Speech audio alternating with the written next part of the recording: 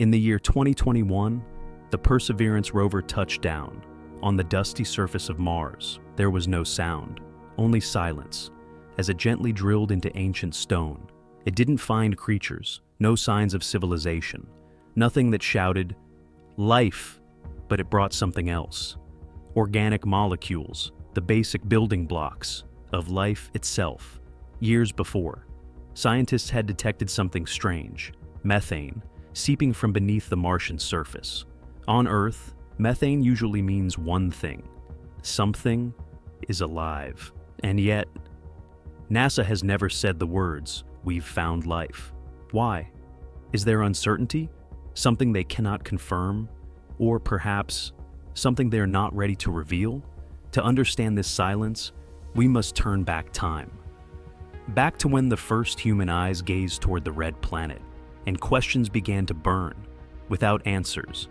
Because the story of Mars is not just about biology, it is a story of belief, of imagination, and of humanity's endless desire to reach beyond the stars. The first dreamers. Since the dawn of time, long before telescopes or theories of the cosmos, humans looked up at the sky with wonder and fear. On cold, endless nights, when all earthly lights faded, the heavens came alive with shimmering stars. Among them, one fiery red point always drew attention, a strange wandering light moving differently from the rest. They called it the Wandering Star. Today we know it as Mars. To the Babylonians, the red planet was sacred. Its movements were carved into ancient stone tablets. They believed each appearance signaled war, or great upheavals in society. Mars was not just a celestial object. It was the soul of the universe, speaking to humankind. Then came the Greeks. They named it Ares, the hot-headed, bloodthirsty god of war. To them, red was the color of blood, of life, and death. Later, the Romans renamed Ares as Mars, still the god of war, but now with temples, soldiers, and full-blown mythologies. Mars became a symbol of power, of destruction, and of rebirth.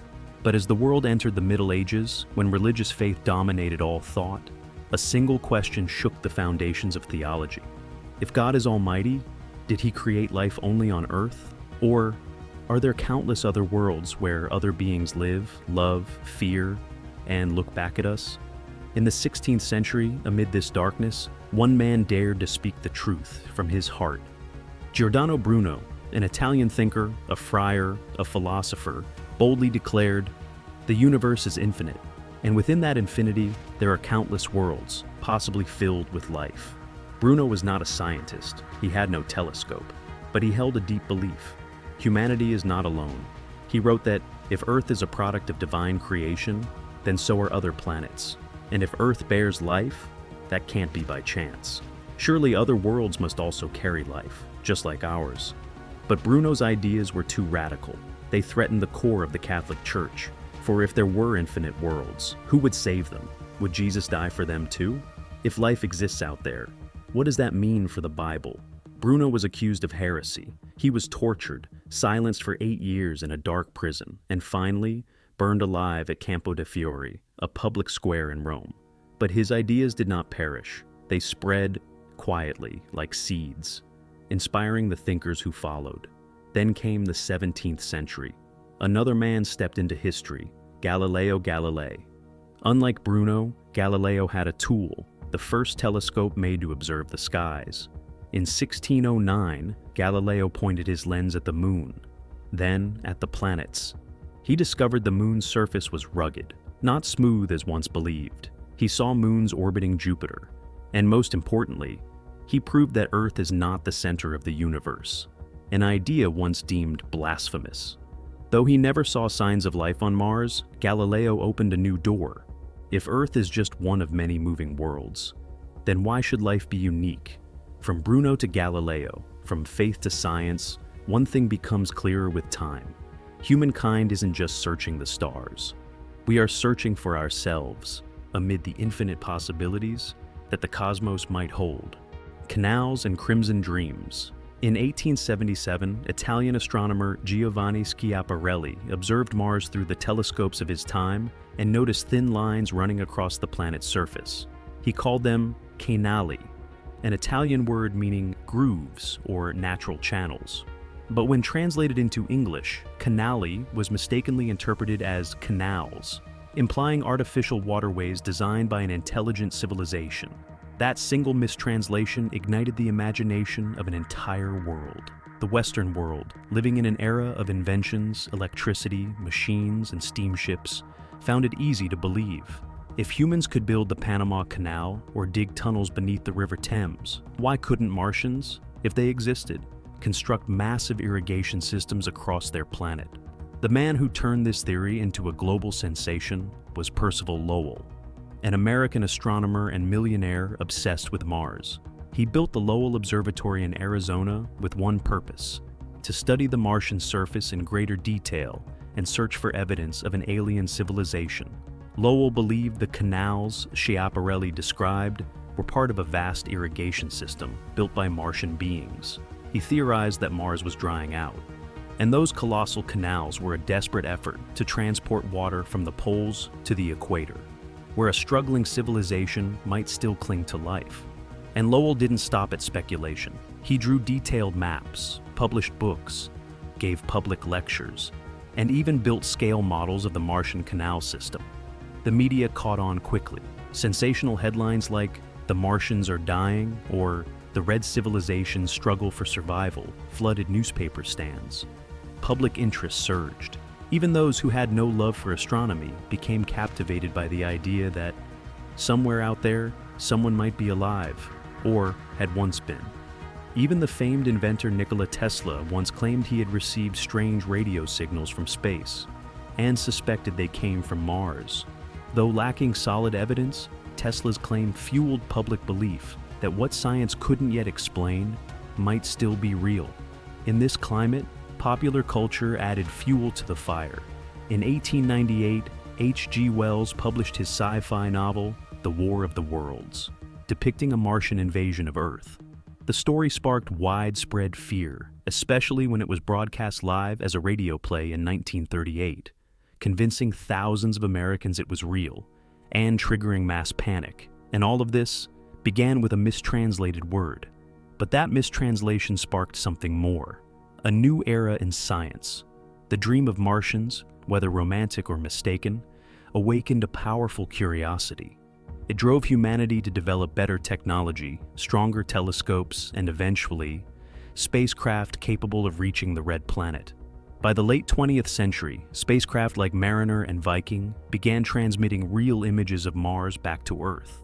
The imagined canals vanished, replaced by dry plains, ancient craters, and traces of long-lost riverbeds. Science began to confirm there was no evidence of an advanced civilization on Mars, at least not the kind we had once imagined. But that didn't mean Lowell and Schiaparelli were entirely wrong, because while they may not have discovered intelligent life, they awakened one of humanity's greatest questions: does life exist beyond Earth? And from that single question, hundreds of scientists, thousands of research projects, and billions of dollars have been poured into exploring the cosmos. It was imagination, born from a simple mistake, that became the driving force behind our greatest adventures. It made us bolder, more curious, and ever more determined to understand our place in the vast universe. When robots became our eyes. As the 20th century entered its golden age of technology, the romantic tales of Martians faded into the background. Humanity no longer looked to the sky with just eyes and imagination. Now, we use lenses, sensors, radars, and robots. Scientists were no longer satisfied with distant dots of light through a telescope. They wanted to reach the Red Planet, to see it with their own eyes, touch it through machines, and bring back evidence. The race began in the 1960s with unmanned spacecraft like Mariner 4, the first mission to fly past Mars and send back actual images. They were blurry, black and white photos, revealing a surface pocked with impact craters, shattering dreams of canals, forests, or ancient cities. But it was only the beginning. In 1976, Viking 1 and Viking 2 touched down on Martian soil. For the first time, humans didn't just look from afar. We set foot on Mars through robotic explorers, These landers performed biological experiments, searching for signs of life. The results were controversial. Some chemical reactions hinted at microbial activity, but nothing was clear enough to conclude. Science needed more. The 1990s and 2000s marked a bold return to Mars. Pathfinder, 1997, carried Sojourner, the first small rover to roll across Martian terrain, sending back breathtaking images. Then came Spirit and Opportunity, 2004, Curiosity, 2012, and most recently, Perseverance, 2021. Each generation of robot, stronger, smarter, equipped with ever more sophisticated instruments. It was Curiosity that made headlines when it discovered ancient sedimentary rock layers in Gale Crater, once the floor of a lake billions of years ago. The rover also detected organic molecules, the chemical foundations of life, and most notably, it recorded seasonal fluctuations of methane, a potential sign of ongoing biological or geological activity beneath the surface. Professor John Grotzinger, lead scientist of the Curiosity mission, once said, "We haven't found life, but we've found a place that was once habitable." Perseverance continues that mission, but with a greater goal, not just to find habitable environments, but to collect rock and soil samples for return to Earth, where advanced laboratories can conduct more detailed analyses. This is the preparation for the first ever sample return mission, a historic milestone in our quest to conquer the Red Planet. But it's not just robots. Satellites like the Mars Reconnaissance Orbiter continuously orbit the planet, capturing images with such high resolution that we can even see rover tracks on the surface. They've also detected briny water pockets that may still exist underground. All this data paints a new portrait of Mars, no longer a dead world, but a planet that once lived, a place where rivers once flowed, lakes shimmered, and a thicker atmosphere wrapped the world. Perhaps life once emerged as microbes and was later wiped out by extreme climate change. The question is no longer, is there water on Mars? We know the answer is yes. Now we ask, did life ever exist here? And if so, does it still hide somewhere beneath the surface? In the past, we looked at Mars as a mirror for our dreams. Today, through the eyes of robots, we see it as a mirror of evolution, and perhaps of Earth's own future. Life is not easily found, but the journey to seek it is the journey to redefine who we are. Life might not look like us. Since the beginning of time, as humans gazed up at the stars, we carried with us an unspoken assumption. If life exists elsewhere, it must resemble us, breathing oxygen, needing sunlight, thriving in fresh water and mild temperatures.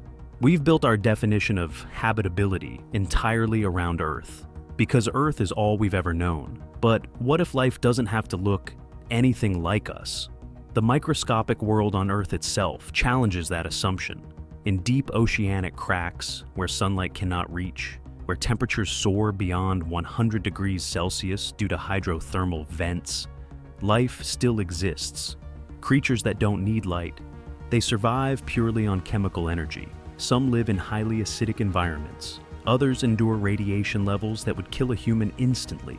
And astonishingly, some microbes survive in near vacuum conditions, even in the harsh environment of space. These organisms are called extremophiles, life forms that thrive in extreme conditions. They are living proof of life's unimaginable diversity, and they've completely reshaped our understanding of habitability in astronomy. Today, when scientists search for extraterrestrial life, especially on Mars, they are no longer looking for civilizations with cities, houses, and technology. They're looking for something far simpler: bacteria, microbes, any basic form of life. Mars today is a hostile world, with average temperatures around -60 degrees Celsius, intense radiation, and an atmosphere made almost entirely of carbon dioxide. But beneath the surface, shielded from solar radiation and possibly retaining heat, scientists believe there may be pockets of liquid brine, and in those hidden places, if microbial life ever existed, it might still survive. After all, if Earth's microbes can live in Antarctica's salty lakes, in ultra-deep aquifers, or inside rocks millions of years old, what's to say their Martian cousins couldn't exist deep underground? There's an even more fascinating question. If life once existed on both Earth and Mars, could it share the same origin? A theory called panspermia suggests this. When a meteorite strikes a planet, it can launch fragments containing microbes into space. Those fragments may eventually land on another planet, like Mars or Earth, planting the seeds of life. If true, life on these two worlds may be distant relatives.